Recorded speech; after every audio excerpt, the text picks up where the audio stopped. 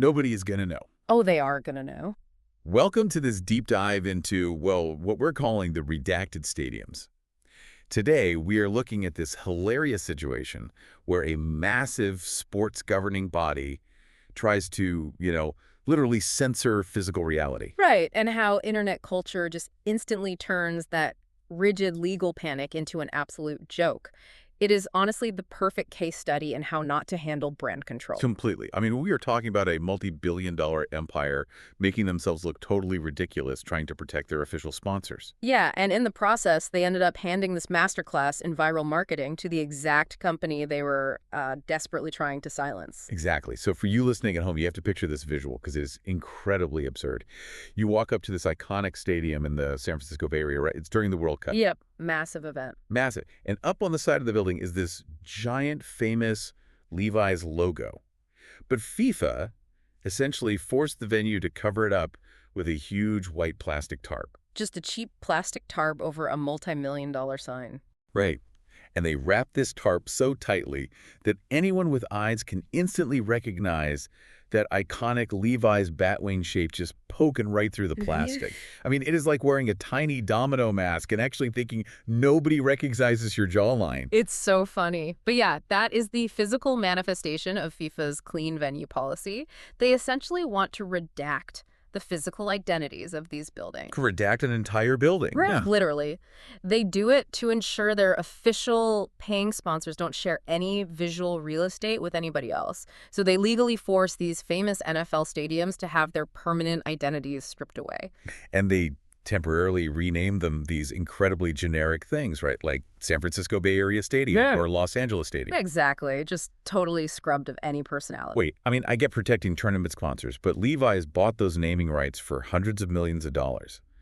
Isn't a governing body kind of legally overstepping by physically altering a building they don't even own? Well, you'd think so, but that is where the municipal host city contracts come in. To even be considered for a World Cup bid, local governments have to sign these sweeping agreements. Oh, so the city agrees to it. Yeah, they suspend local commercial rights in these designated clean zones for like a 30-day window.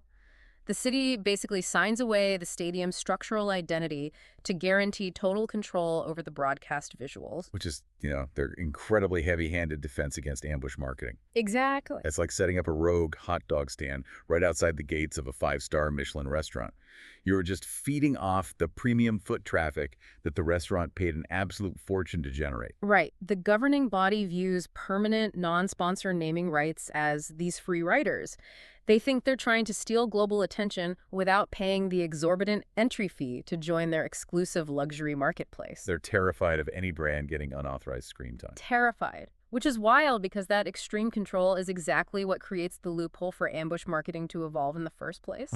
Oh, it completely backfired. I mean, FIFA's aggressive crackdown managed to backfire so beautifully. Instead of bowing down quietly to this immense pressure, Levi's just leaned into the absurdity of it all. Which is the smartest thing they could have done. Totally.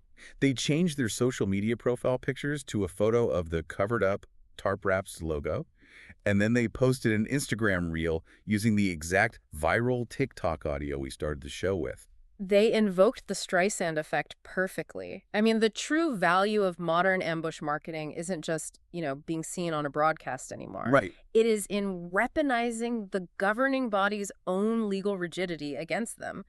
By forcing a historic 150-year-old brand to hide under a literal plastic sheet, they triggered this natural public backlash against corporate greed. Because if you're watching this, you're suddenly paying way more attention to this mysterious plastic tarp than the actual official sponsors plastered all around the field. Exactly. You can't look away from it. The internet just loves an underdog story. And Gen Z specifically thrives on this exact kind of cheeky drama. It paints the governing body as this ruthless, out-of-touch giant, while the local brand gets to play the witty internet troll. And the economics of this are just wild when you break it down. Levi's generated millions of dollars in earned media value specifically because they were censored. Oh, easily. An official sponsorship would have cost them a fortune and, honestly, probably just yielded standard, boring brand awareness, but the censorship, that made them a viral cultural moment. So, an insanely aggressive attempt to erase a brand accidentally handed them more free marketing power than an official sponsorship ever could have bought. Yep. Which leaves us with this final thought for you to chew on today. If throwing a cheap plastic tarp over a famous logo makes it go instantly viral, are we entering an era where the absolute most effective way to advertise a brand is for a team of lawyers to strictly forbid anyone from looking at it? Nobody's going to know. They are going to know.